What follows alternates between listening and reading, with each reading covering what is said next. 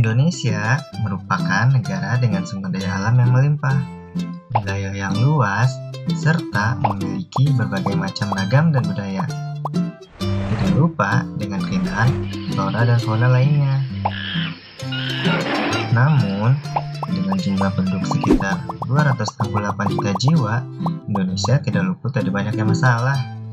Salah satunya ialah kepedulian masyarakat terhadap lingkungan sangatlah kecil.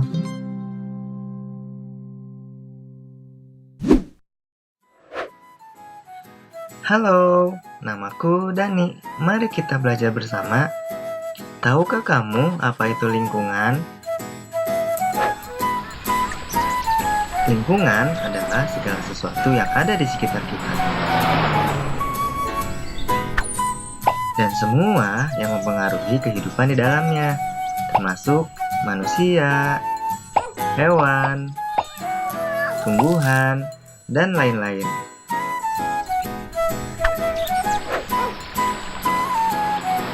Jadi begitu teman-teman. Sekarang, apa kamu tahu salah satu masalah terbesar terhadap lingkungan saat ini? Ya, sampah. Sampah merupakan semua material sisa yang telah dibuang, baik dari kegiatan rumah tangga, perdagangan, industri, dan lain-lain. Berdasarkan jenisnya, sampah digolongkan menjadi 3, yaitu sampah anorganik, sampah organik, dan sampah B3. Sampah organik adalah sampah yang mudah terurai secara alami.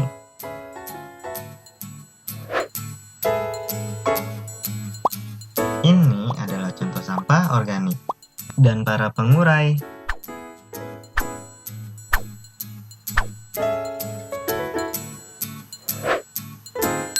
Sampah anorganik adalah sampah yang terdiri dari bahan yang sulit atau tidak mudah terurai secara alami.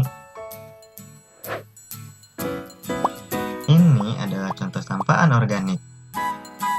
Para pengurai tidak dapat mengurai sampah anorganik.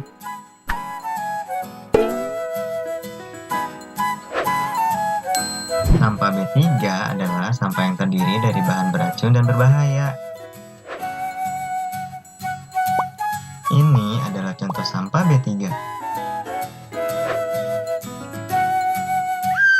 Sampah B3 memiliki beberapa karakteristik seperti mudah meledak, mudah terbakar, bersifat infeksius, dan beracun.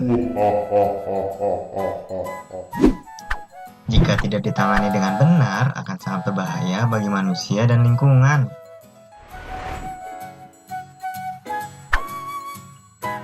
Menurut data Kementerian Lingkungan Hidup dan Kehutanan, Indonesia memproduksi sampah hingga 65 juta ton, dan kini jumlahnya terus meningkat tiap tahunnya.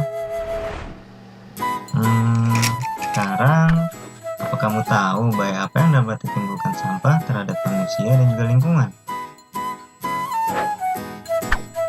Tumpukan sampah yang tidak diolah dan dibuang begitu saja akan menimbulkan bau tidak sedap, dan juga menjadi tempat tinggal para mikroba penyebab penyakit.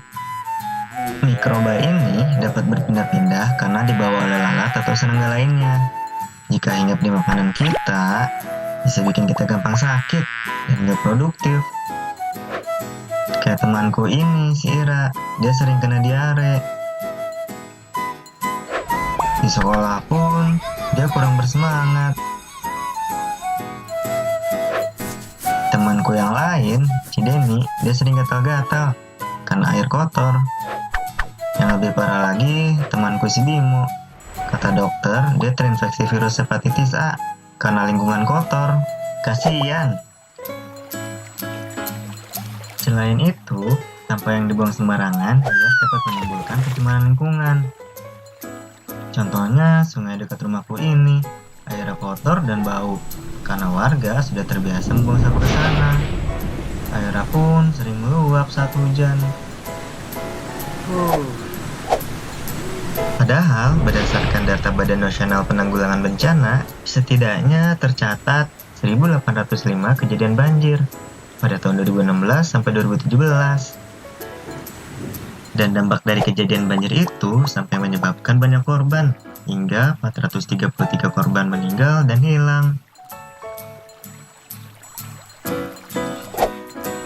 Secara langsung atau tidak langsung, sampah-sampah inilah yang menjadi penyebabnya, karena merusak daerah aliran sungai. Menurut Koalisi Rakyat untuk Keadilan Perikanan atau KIARA, sampah yang dibuang ke sungai itu akan berair dan mengular di danau ataupun di lautan.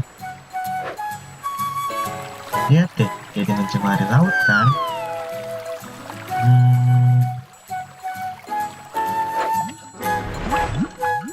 Menurut peneliti, Indonesia membuang limbah plastik ke laut sebanyak 3,2 juta ton dan berada di urutan kedua sebagai negara penyumbang sampah ke laut terbanyak setelah Cina.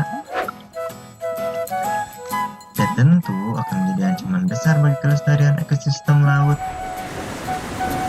Pada akhirnya, biota-biota laut inilah yang jadi korbannya. Kasian kan?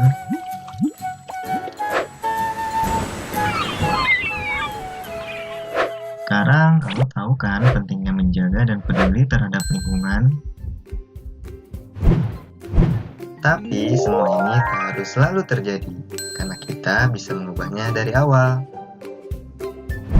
Pertama, ubahlah pola pikir. Mulailah berpikir untuk tidak membuang sampah sembarangan, karena sampah kita adalah tanggung jawab kita. Kedua, biasakan untuk memilah sampah berdasarkan jenisnya terlebih dahulu, karena apabila sudah tercampur akan sulit untuk dipisahkan. Ketiga, biasakan diri dengan gaya hidup 3R, yaitu reduce, reuse, dan recycle. Reduce adalah usaha untuk mengurangi sampah di kehidupan sehari-hari. Contohnya mengurangi penggunaan tisu dan menggantinya dengan membawa sapu tangan. Lalu membeli kemasan isi ulang sabun atau sampo daripada membeli botol baru setiap kali habis. Seperti di Kota Bogor saat ini, sebagai upaya untuk mengurangi sampah, pemerintah menetapkan setiap minimarket atau pusat pembelanjaan dilarang untuk menyediakan kantong plastik dan menggantinya dengan membawa wadah belanja atau kantong belanja. Reuse adalah menggunakan sampah atau barang yang masih bisa digunakan kembali. Contohnya seperti menggunakan kaleng bekas Astor menjadi tempat pensil, atau menggunakan botol plastik bekas untuk pot tanaman. Dan recycle adalah mendaur ulang sampah atau benda yang tidak dipakai lagi menjadi lebih bermanfaat, seperti mengubah sampah organik menjadi pupuk kompos bagi media tanam.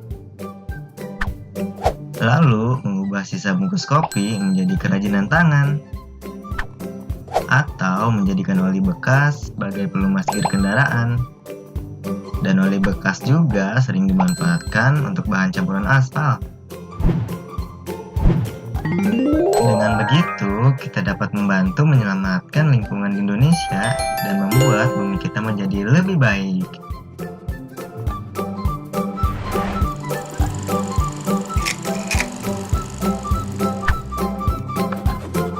Karena sebuah harapan yang besar berawal dari pelajaran sederhana dan aksi nyata. Kalau bukan kita yang peduli dan menjaga lingkungan saat ini, siapa lagi? Mulailah dari diri sendiri.